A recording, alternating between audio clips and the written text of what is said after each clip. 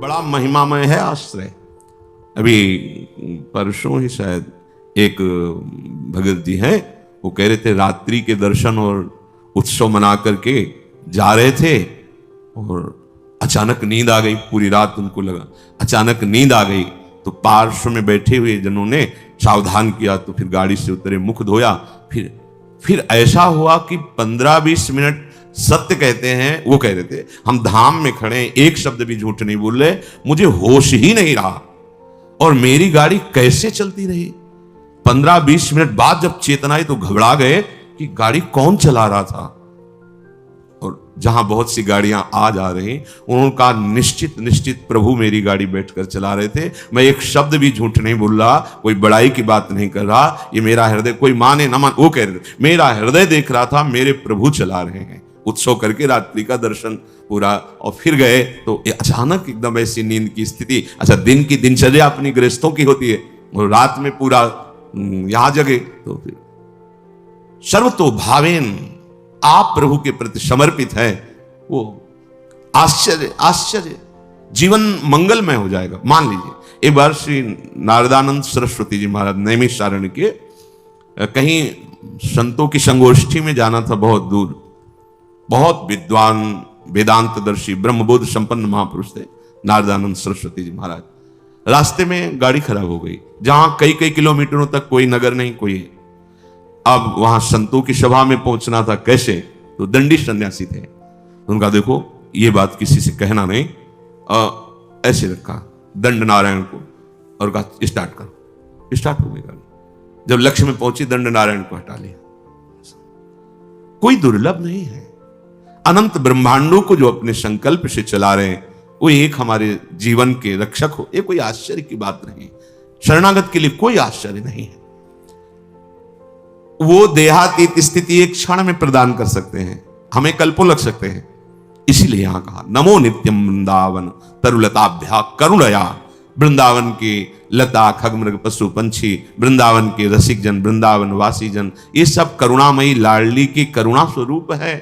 ये हम पर दया करें। किरंतिभ्या, इनकी कीर्ति का गान करें, इनके दर्शन करें, स्पर्श करें, इनकी बातें सुने और स्मरण करें तो विभांतिभ्या पावे प्रकृति रस सारात्म महसा। प्रकृति रस से परे जो सार तत्व है, परम रस प्रेम, वो तुम्हारे हृदय, और प्रेम ही देहातीत स्थिति प्रदान करता है। चाहे आत्मरति बोलो या प्रिया प्रीतम की रति, माने प्रेम या आत्म प्रेम, तो इतना गाढ़ अवस्था की अवधूत स्थिति शरीर की शुद्ध ही नहीं है। प्रेम प्रियालाल के प्रकट रूप में इतना प्रेम, शरीर शुद्ध ही नहीं है। शरीर शुद्ध छूटना कोई कठिन बात नहीं है। एक उदाहरण में पूज्य भाई जी ने लिखा कि एक कोई वंदना कर रहे थे, तो उनका नियम होता है कि जिस समय उनका समय हुआ वो अपनी वंदना करते हैं अपने ईश्वर की। तो रुमाल बिछाई और वंदना कर रहे थे। तो कोई नवयुवती किसी अपने प्रीतम से मिलने के लिए जा रही थी, जहां नियति स्थान था। वो उसके ध्यान में भाव में भरी, उसको लांग के चली गई। वो रास्ते में ही कर रहे थे। अब वो वंदना करके देखा कि वही स्त्री कुछ क्षण बाद लौट के आ रही। तब कहा क्यों, तुम्हें इतना ज्ञान नहीं कि मैं वंदना कर रहा था और तुम हमारे को लांग के चली गई? कब? बोले अभी थोड़ी देर पहले। आप वंदना कर रहे थे? किसकी? बोले अपने मालिक की, आराध्य देव की। हम तो एक नाशवान शरीर के राग में थी, तो इतने बड़े तुम हमें नहीं दिखाई दिए, लांग के चली गई। और तुम अनंत ब्रह्मांडों के मालिक की वंदना कर, तुम्हें पता चला कि मैं तुम्हें नांग के चली गई। क्या वंदना कर रहे थे तुम? हम तो एक नाशवान शरीर में आसक्त थी, उससे मिलने गई थी, तो तेरी शुद्ध नहीं रही, तेरे को नांग के चली गई, मुझे पता नहीं। लेकिन तू परम आराध्य देव की, परम प्रभु की आराधना कर रहा, तुझे पता चला मैं नांग के चली। कहां तेरी एकाग्रता थी? कहां तेरे को प्रेम है? ये बात देह शुद्ध भूलना कोई बड़ी बात नहीं, बड़ी बात है तन्मय हो जाना। हमारा राग एक जगह एकत्रित हो जाए, गलत जगह एकत्रित होगा, विनाशी जगह में एकत्रित होगा, तो परिणाम में गलत और विनाशी हाथ लगेगा। इसीलिए इस अमूल्य प्रेम को प्रभु के नाम रूप लीला धाम में समर्पित करना चाहिए। ये महिमा धाम की कृपा से प्रकट होती है। देहातीत अवस्था देखा गया है महापुरुषों के जीवन में। श्री भोलानाथ जी महाराज बहुत ही पढ़े लिखे, लौकिक विद्या के भी पारंगत विद्वान, मन में श्री प्रिया प्रीतम राधा कृष्ण के प्रति आकर्षण, जब सर्वस्व छोड़कर वृंदावन आए। देखो, निश्चय में बड़ी सामर्थ्य होती है। वृंदावन आकर उन्होंने निश्चय किया कि मेरे जीवन का लक्ष्य अब है श्यामा श्याम की प्राप्ति। बहुत धैर्यपूर्वक निश्चय करना चाहिए। उपासकों से जब एकांतिक वार्ता होती है किसी किसी उपासक से, तो जब वो प्राकृतिक आकर्षण में दुखी दिखाई देता है, तब लगता है कि कृपा के प्रवाह में परमार्थ में तो आ गया है, पर इसका निश्चय नहीं है। क्योंकि निश्चय ना होने के कारण भोगाकर्षण में वो जलता है और चाह करता है भोगों की, तब उसको लगता है कि ये लोग बड़े भाग्यवान हैं जिनके पास जिन भोगों की मैं चाह कर रहा हूं उन भोगों को भोग रहे हैं। ये बड़ी ही निंदनीय बात हृदय में बैठती है। बड़ा जीवन जलनमय हो जाता है, क्योंकि परमार्थ का निश्चय नहीं, पथिक परमार्थ का, और भोगों के प्रति महत्व बुद्धि, सुख बुद्धि। इस स्थिति के साधक को चाहिए धैर्यपूर्वक सत्संग सुनकर विवेक के द्वारा ये निश्चय करे कि मेरा सौभाग्य कितना बड़ा हो। हमें धाम मिला, ना जानते हुए ना चाहते हुए परम मार्ग मिला। बिल्कुल कहीं ऐसी कोई साधना नहीं, पर प्रिया प्रीतम के प्रेम मार्ग के पथिक कहलाने का सौभाग्य मिला। संसार के प्रपंचों में महान क्लेशों में पिसते हैं जीव, प्रभु ने निकाल दिया। कोई जिम्मेवारी नहीं, एक ही जिम्मेवारी है, अपनी श्वासों को प्रभु के चरणों में अर्पित कर दो। समस्त प्रपंचों से रहित परम स्वतंत्र जीवन भगवत मार्ग का। पर आप समझ नहीं पा रहे। आपको लगता है कि इन भोगों को भोगने वाले बड़े भाग्यवान हैं, बड़े सुखी हैं। यही हमारी दुर्दशा है। हम अपने मार्ग को ना जानने के कारण भ्रमात्मक भोगों में सुख मानकर जलते रहते हैं। ऐसे साधक को जब माया अपना आकर्षण पैदा करती है तो फिसलने में देर नहीं लगती। इसलिए श्रीपाद, पहले आप निश्चय करो। वृंदावन आपको मिला, सत्संग मिला, तो निश्चय में कमजोरी क्यों है? ये आशा की फांसी क्यों बनाए हुए हैं कि अभी तो नहीं पर कभी? ये आशा श्री जी से मिलन की बनाओ। प्यारी जू प्यारे जू, आज तो नहीं पर कभी तो मिलेंगे ना। ये आशा नहीं है। आशा इस बात की है कि आज तो नहीं पर कभी अवसर लग जाए तो ये भोग मिल जाएंगे। अंदर देख लो, ये अंदर की बात है। आशा ही परमम दुखम, नैराश्यम परमम सुखम। इसे समझ नहीं पा रहे आप। दुख के लिए आप खुद रास्ता अंदर रखे हुए हैं, जगह रखे हुए हैं। आशा, भोगों की आशा। तुम आज निश्चय नहीं कर सकते कि हमारा मार्ग प्रिया प्रीतम की प्राप्ति का हमें सौभाग्य से मिल गया। कितने हो भाग्य। जहां श्रीपाद कह रहे हैं, पुनंति ब्रह्म रुद्रादीन एशाम चरण रेणवः सर्वभावेन में सेव्य अस्ते वृंदावन वासिना। भगवान रुद्र, शंकर, ब्रह्मा आदीन और भी बड़े बड़े महापुरुष एशाम चरण रेणवः, जिनकी चरण रज के लिए तपस्या करते हैं, प्रार्थना करते हैं, याचना करते हैं, जो रज शिव शनकादिक याचत सर्वभावेन में सेव्यास्ते वृंदावन वासिना। हमें सौभाग्य मिला कि सर्वतो भावेन, ना चाहते हुए भी हम रज में वास कर रहे हैं। कहां ऐसी चाह थी अखंड वृंदावन वासी बने? कहां चाह थी श्यामा श्याम के अनन्य उपासी बने?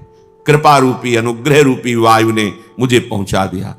किस रज में रह रहे हैं? कह रहे पुनंति ब्रह्म रुद्रादीन एशाम चरण रेणवः।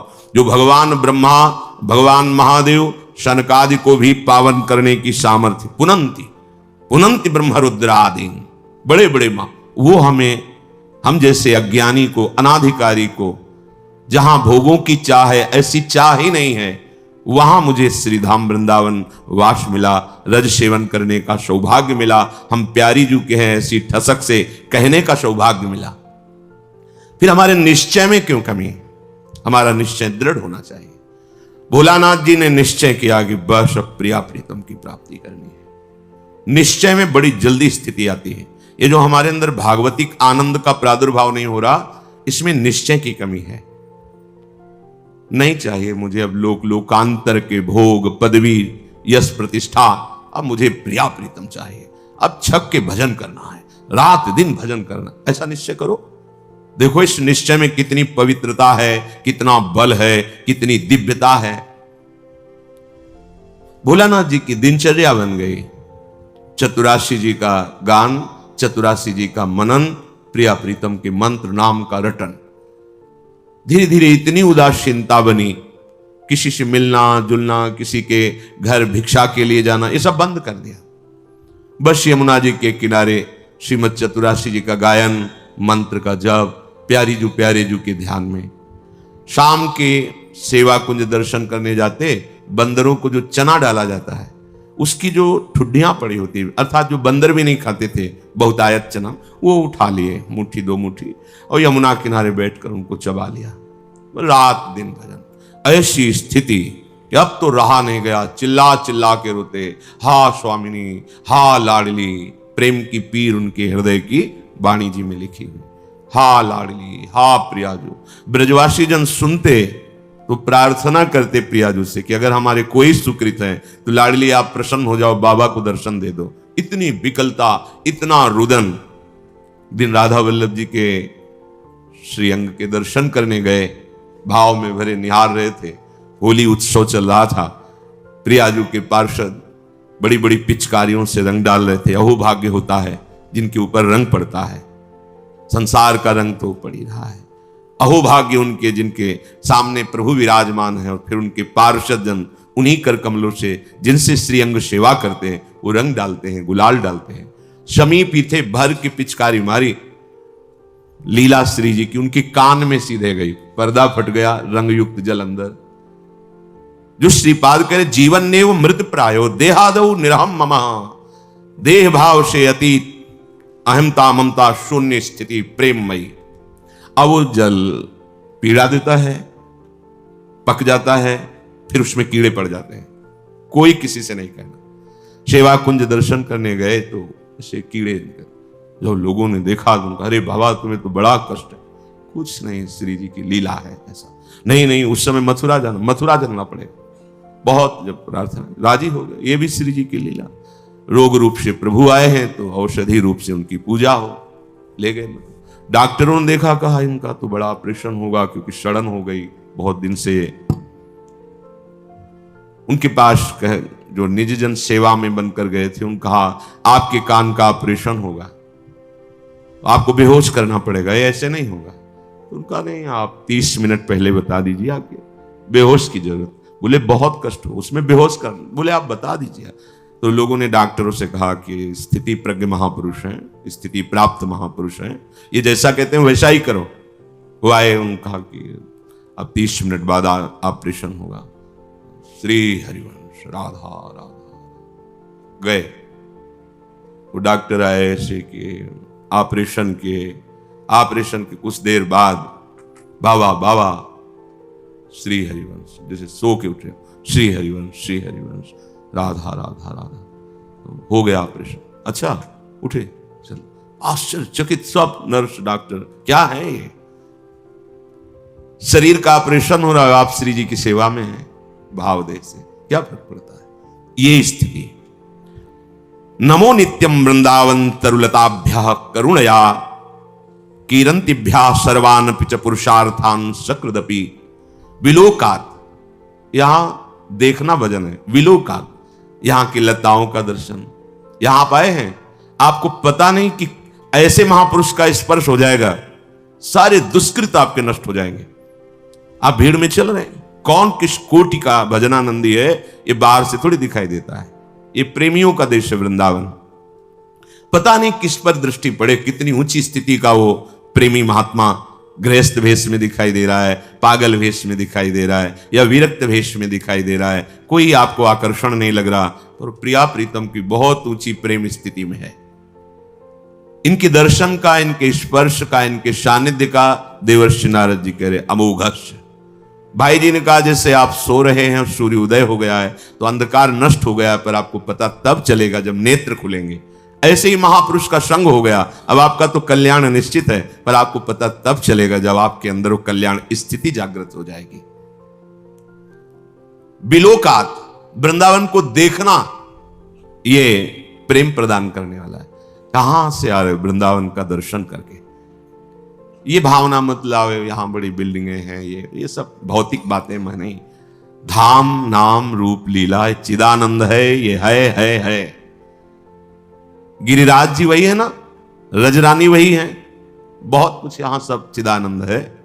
अपने भाव दूषित है इसलिए पकड़ नहीं पा रहे। विलोकात, दर्शन करो वृंदावन का।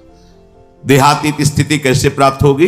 बिलोकात, संस्पर्शात, यहां की लताओं का स्पर्श, रजरानी का स्पर्श, स्वाभाविक वायु बड़े बड़े महापुरुषों का, यमुना रसरानी का, बिहारी बिहारिंजू का स्पर्श करके आपके शरीर को स्पर्श कर रहे हैं।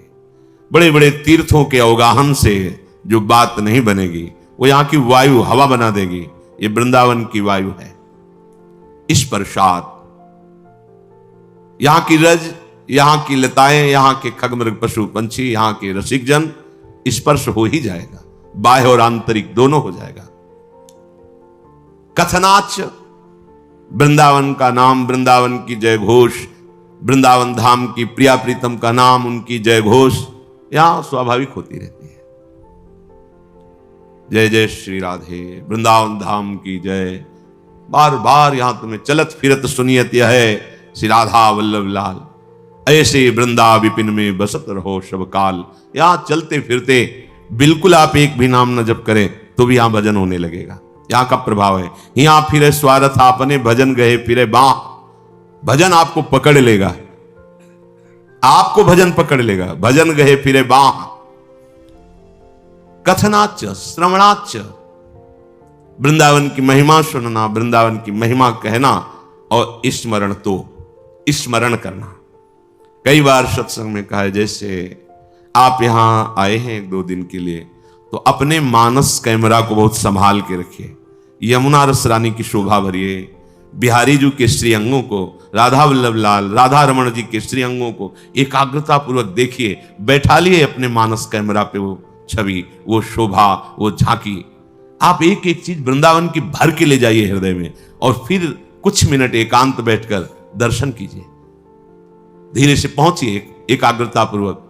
अब बिहारी जी के गेट में गए, डेहरी में प्रणाम किया, अब आंगन में पहुंचे, बिहारी जी को दर्शन कर रहे हैं। आह कैसे बिहारी। अब राधा वल्लभ जी पहुंचे, अब राधा रमण जी पहुंचे, सेवा कुंज गए, निधिवन राज गए, अब परिक्रमा दे रहे हैं, अब यमुना रस रानी का आचमन कर रहे हैं, अवगाहन कर। वृंदावन को चिंतवन यह दीप उर्बार, कोटि जन्म के अघतमह काट करे।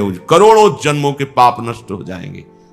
कुछ लेना देना नहीं, अपने अंदर ये चिंतन भर लिया और एकांत में चिंतन कर रहे हैं। आपका शरीर कहीं छूटे, आप वृंदावन ही आएंगे। आप प्यारे जू को ही प्राप्त होंगे। स्मरण, तो स्मरण करना। विभांतिभ्या पावे प्रकृति रस सारात्म महशः, प्रकृति से परे रस का सार जो महाप्रेम रूप श्रीधाम वृंदावन है, यह आपको निश्चित प्राप्त हो जाएगा यदि बिलोकात, संस्पर्शात, श्रवणात, कथनाच, स्मरण। तो श्रीपाद देहातीत स्थिति प्राप्त करने का साधन बता रहे हैं। नमो नित्यम वृंदावन तरुलताभ्याम। प्रणाम करो वृंदावन को और उल्लसित हो, ओहो वृंदावन आया हूं। कितने अहो भाग्य, वृंदावन वासियों की चरण रज में प्रणाम करो।